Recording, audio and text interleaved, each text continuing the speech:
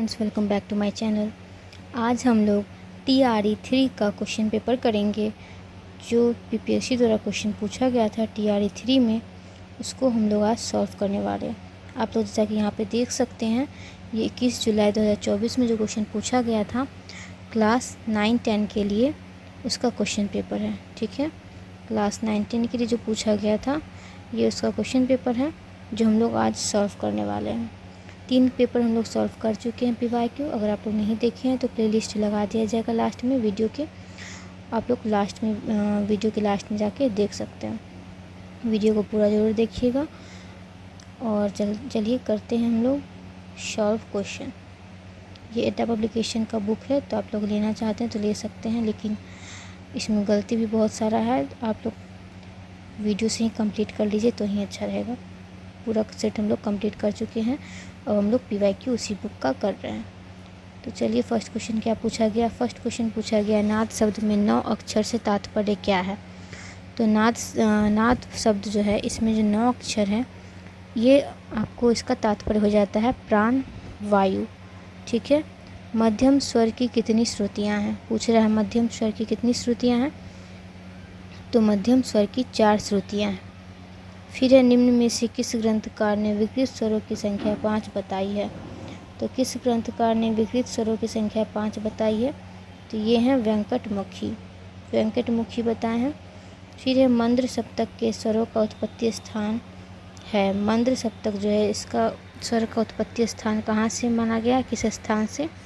तो ये माना गया है हृदय स्थान से। ठीक है। नेक्स्ट क्वेश्चन हमारा इसमें पूछा गया है 5 नंबर में, भरत मुनि ने सारना चतुष्टयी में वीणाओं में कितने तार बांधे थे। तो भरत मुनि ने सारना चतुष्टयी में वीणाओं में बांधे थे 7-7 तार। फिर है, अति स्वर किसे कहते हैं। तो अति स्वर कहते हैं उपयुक्त में से एक से अधिक हो जाएगा। ठीक है। नेक्स्ट क्वेश्चन है हमारा, इसमें पूछा गया है 7 नंबर में, आधुनिक श्रुति स्वर व्यवस्था की स्थापना किस संगीतज्ञ ने की है। तो आधुनिक श्रुति स्वर व्यवस्था की स्थापना करने वाले कौन हैं। तो ये पंडित विष्णु नारायण भातखंडे हैं। ठीक है। फिर है, इष्ट और अनिष्ट किसके भेद हैं। तो इष्ट और अनिष्ट जो है, ये भेद हो जाते हैं आपको स्वर संवाद के। फिर 9 नंबर क्वेश्चन में पूछा गया है, षड्ज और पंचम स्वर के बीच श्रुतियांतर है। षड्ज और पंचम स्वर के बीच का श्रुतियांतर कितना है। इसका श्रुतियांतर हो जाता है 13 श्रुति का। ठीक है। फिर है हमारा, स्वर म और ग का अनुपात होगा। म और ग का अनुपात कितना होगा। इसका अनुपात हो जाता है 16/15। फिर है, निम्न में से कोमल रे ग ध नी स्वर से प्रयुक्त ठाट कौन सा है। कौन सा ठाट ऐसा है जिसमें रे ग ध नी ये चारों कोमल लगते हैं। तो ये हो जाएगा कौन सा स्वर। तो ये हो जाएगा आपको भैरवी। फिर है नेक्स्ट क्वेश्चन, राग रागनी वर्गीकरण के किस मत में 6 राग और 36 रागनियाँ मानी जाती है। तो इसका आंसर क्या हो जाएगा, उपयुक्त में से एक से अधिक हो जाएगा इसका आंसर। नेक्स्ट है हमारा, कृष्ण मत में कितनी राग रागनियाँ मानी जाती है। तो कृष्ण मत में मानी जाती है आपको कितनी राग रागनी। तो ये हो जाएगा इसका आंसर आपको 6 राग और 36 रागनियाँ। कृष्ण मत में कितना राग रागनी है, 6 राग और 36 रागनियाँ हैं। फिर रागांग से क्या आशय है। तो रागांग से आशय है मुख्य राग की स्वर संगतियाँ रागांग कहलाएगी। फिर है नेक्स्ट क्वेश्चन 15 नंबर, इसमें पूछा जा रहा है, जन्य जनक थाट राग निम्न में से किस वर्गीकरण को कहा जाता है। तो ये वर्गीकरण हो जाता है मेल राग वर्गीकरण। फिर है, ग्राम राग शब्द का उल्लेख सर्वप्रथम किस ग्रंथ में मिलता है। तो ग्राम राग शब्द का उल्लेख सर्वप्रथम मिलता है बृहदेशी में।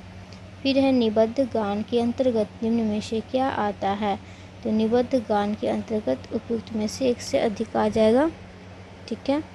फिर है हमारा 18 नंबर क्वेश्चन, इसमें पूछा जा रहा है, अनिबद्ध गान के किस आलाप प्रकार में आविर्भाव तिरोभाव दिखाया जाता है। तो अनिबद्ध गान के किस आलाप प्रकार में आविर्भाव तिरोभाव दिखाया जाता है। तो ये हो जाएगा आपको आलाप्ति गान में। फिर है, प्रबंध के कितने अंग हैं।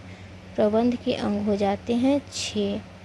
नेक्स्ट क्वेश्चन है हमारा 20 नंबर, इसमें पूछा जा रहा है संगीत रत्नाकर के अनुसार उत्तम, मध्यम एवं अधम किससे संबंधित हैं। तो ये संबंधित हो जाते हैं वाग्यकार से। फिर है रागालाप किसके अंतर्गत आता है। तो रागालाप आता है आपको किसके अंतर्गत, अनिबद्ध गान के अंतर्गत आता है।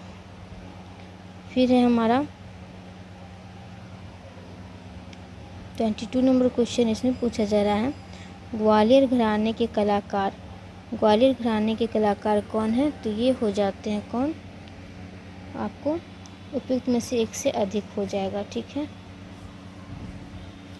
फिर नेक्स्ट क्वेश्चन है हमारा 23 नंबर। इसमें पूछा जा रहा है गायन की ख्याल शैली में ख्याल शब्द किस भाषा से निकला है। तो ख्याल शब्द निकला है आपको फारसी भाषा से। फिर है ध्रुपद शैली के गायक थे, ध्रुपद शैली के गायक कौन कौन है इसमें से। तो ये हो जाएंगे आपको डी हो जाएगा, ठीक है। ये आपको तानसेन थे ही, हरिदास हो जाएंगे और तानसेन हो जाएंगे। बैजू है कि नहीं ये आप लोग कमेंट में बताइए। फिर है पूर्व अंक की ठुमरी है, पूर्व अंक की ठुमरी कौन सी हो जाएगी। तो ये हो जाएगी लखनऊ और बनारस की ठुमरी हो जाती है पूर्व अंक की ठुमरी। फिर है निम्न में से गायन की शैली नहीं है, कौन सी गायन की शैली नहीं है। तो इसमें से हो जाएगा आपको उपयुक्त में से एक से अधिक, ठीक है। वैदिक कालीन संगीत में निम्न में से किन गैर प्रकारों का प्रचलन था। तो ये प्रचलन था आपको किसका। तो ये था प्रचलन उपयुक्त में से एक से अधिक हो जाएगा इसका भी आंसर। अगर आप लोगों को कन्फ्यूजन हो रहा है उपयुक्त में से एक से अधिक में, या फिर अगर डी ऑप्शन दे रहा है या फिर ई ऑप्शन, तो आप लोग चिंता मत कीजिएगा। नेक्स्ट बुक का हम लोग नेक्स्ट बुक में भी हम लोग करेंगे क्वेश्चन, तो उसमें एक्सप्लेनेशन इसका दिया हुआ है, तो वो भी हम लोग कंप्लीट कर लेंगे, तो आपको डिटेल में पता चल जाएगा, ठीक है। फिर हम लोग 28 नंबर क्वेश्चन देख लेते हैं। निम्न में से वैदिक स्वर कौन सा है। तो वैदिक स्वर हो जाता है आपको उपयुक्त में से एक से अधिक। फिर है वैदिक कालीन वीणाओं में प्रमुख है, वैदिक कालीन वीणाओं में प्रमुख हो जाता है उपयुक्त में से एक से अधिक। वैदिक कालीन तून नामक वाद्य किस वाद्य श्रेणी का में आता है। तो ये वैदिक कालीन तून नामक वाद्य जो है ये आता है आपको किसमें, सुशिर वाद्य में। फिर है कर्नाटक संगीत का प्रति मध्यम स्वर हिंदुस्तानी संगीत का कौन सा स्वर है। तो कर्नाटक संगीत का प्रति मध्यम स्वर जो है ये आपको हो जाता है किसका। तो ये आपको हो जाएगा तीव्र मध्यम हिंदुस्तानी संगीत का। कर्नाटकी आठ ताल जैसी हिंदुस्तानी ताल कौन सी है। कर्नाटकी जो 8 ताल है उसमें हिंदुस्तानी कौन सी ताल जैसी है, कर्नाटकी 8 ताल। तो ये हो जाएगा आपको कौन सा। तो ये हो जाएगा आपको चौताल। फिर है कर्नाटक संगीत में स्वर का सबसे नीचा रूप शुद्ध होता है। तो ये शुद्ध जो होता है सबसे नीचा रूप ये हो जाता है आपको सत्य है ये, ठीक है। फिर नेक्स्ट है हमारा 34 नंबर क्वेश्चन। इसमें पूछा गया है हिंदुस्तानी कोमल नीश्वर को कर्नाटक संगीत में क्या कहते हैं। तो कर्नाटक संगीत में कहते हैं कैशिकनी। फिर प्राचीन अष्टोत्तर तालम पद्धति किस संगीत पद्धति के अंतर्गत आता है। तो प्राचीन अष्टोत्तर तालम पद्धति जो है ये प्राचीन संगीत पद्धति में आता है आपको कर्नाटक संगीत के अंतर्गत। फिर ये है राग में वादी संवादी सा म तथा सा प स्वरों के बीच कितनी श्रुतियों का अंतर होता है। तो ये होता है 9 और 13 श्रुति का अंतर। फिर 37 नंबर क्वेश्चन है प्रमेल प्रवेशक राग का उदाहरण पूछा जा रहा है। तो ये हो जाएगा आपको राग जयजयवंती प्रमेल प्रवेशक राग है। फिर संधि प्रकाश राग का उदाहरण पूछ रहा है। तो संधि प्रकाश राग हो जाएगा आपको उपयुक्त में से कोई नहीं, ठीक है। उपयुक्त में से कोई नहीं आंसर हो जाएगा। फिर 39 है दिए गए स्वरों में मींड का चिन्ह पहचानना है। तो मींड का चिन्ह हो जाएगा ये। फिर है पंडित सारंगदेव ने गमक के कितने भेद बताए हैं। तो ये बताए हैं 15 भेद। फिर है निम्न में से आश्रय राग कौन सा है। आश्रय राग हो जाता है आपको कौन सा, तो ये हो जाएगा आपको आश्रय राग उपयुक्त में से एक से अधिक। ठीक है, नेक्स्ट है गज से बजाया जाने वाला वाद्य कौन सा है। तो गज से बजाया जाने वाला वाद्य उपयुक्त में से एक से अधिक हो जाएगा। जल तरंग की श्रेणी का वाद्य है, जल तरंग हो जाता है आपको कौन सा वाद्य, ये हो जाएगा आपको घन वाद्य। फिर है वृंद वादन है। वृंद वादन क्या है, तो ये सामूहिक वादन शैली है। फिर है जवाब से बजाया जाने वाला वाद्य कौन सा है। तो जवाब से बजाया जाने वाला वाद्य हो जाता है सरोद। निम्न में से तुम्बा और डांड से बने हुए वाद्य कौन से हैं। तो तुम्बा और डांड से जो बने वाद्य हैं ये हो जाते हैं उपयुक्त में से एक से अधिक। फिर है स्वरों के क्रमिक गायन अथवा वादन वाला मधुर संगीत कहलाता है। स्वरों का क्रमिक गायन अथवा वादन वाला मधुर संगीत क्या कहलाता है, तो ये कहलाता है आपको मेलोडी संगीत। नेक्स्ट है पाश्चात्य संगीत में इस चिन्ह को इंगित करते हैं, मतलब इस चिन्ह को क्या कहते हैं, तो इस चिन्ह को कहते हैं तीव्र स्वर के लिए ये चिन्ह लगाया जाता है पाश्चात्य संगीत में। फिर है 12 स्वरों की बराबर दूरी वाला स्केल कौन सा है। 12 स्वरों की बराबर दूरी वाला स्केल हो जाता है आपको टेम्पर्ड स्केल। फिर है वर्तमान में कौन सी पाश्चात्य स्वरलिपि पद्धति का प्रचलन है। तो स्टाफ स्वरलिपि पद्धति जो है ये वर्तमान में प्रचलित है, पाश्चात्य स्वरलिपि पद्धति। ठीक है, फिर है हमारा 51 नंबर क्वेश्चन। इसमें पूछा जा रहा है हारमोनी के मुख्य प्रकार कितने हैं। हारमोनी के मुख्य प्रकार हो जाते हैं कितने फ्रेंड्स, तो ये हो जाते हैं आपको 2। ठीक है, फिर है हमारा पंडित ओमकारनाथ ठाकुर के गुरु कौन थे। तो पंडित ओमकारनाथ ठाकुर के गुरु वीडी पलुस्कर जी थे। फिर है गांधर्व महाविद्यालय की स्थापना किसने की। तो गांधर्व महाविद्यालय की स्थापना भी करने वाले कौन थे, तो दिगंबर पलुस्कर जी ही थे। फिर हमारा है पंडित विष्णु नारायण भातखंडे द्वारा लिखित पुस्तक कौन सा है। तो विष्णु नारायण भातखंडे जो पुस्तक लिखे थे उपयुक्त में से एक से अधिक आंसर हो जाएगा। तो ये तीनों पुस्तक जो है अभिनव राग मंजरी, लक्ष्य संगीत और स्वरमालिका, ये हो जाएगा भातखंडे जी का ही पुस्तक है। फिर है पंडित राम चतुर मलिक किस विधा के कलाकार थे। तो पंडित राम चतुर मलिक जो हैं ये हो जाते हैं आपको गायक के कलाकार। फिर है बाबा अलाउद्दीन खां की परंपरा के कलाकार किस परंपरा के कलाकार हैं। तो बाबा अलाउद्दीन खां जो हैं ये हो जाते हैं आपको उपयुक्त में से एक से अधिक। ठीक है, फिर हम लोग देख लेते हैं 57 नंबर क्वेश्चन। इसमें पूछा जा रहा है पंडित विष्णु दिगंबर पलुस्कर द्वारा रचित पुस्तक कौन सा है। ये पुस्तक हो जाएगा उपयुक्त में से एक से अधिक। राग प्रवेश, नारदीय शिक्षा सटीक और संगीत, भारतीय संगीत लेखन पद्धति, ये सब दिगंबर जी का ही पुस्तक है। फिर है नाट्य शास्त्र में कुल कितने अध्याय हैं। तो नाट्य शास्त्र में कुल 36 अध्याय हैं। फिर है विदेशी ग्रंथ की रचना किसने की। तो विदेशी ग्रंथ की रचना करने वाले कौन है, मतंग मुनि हैं।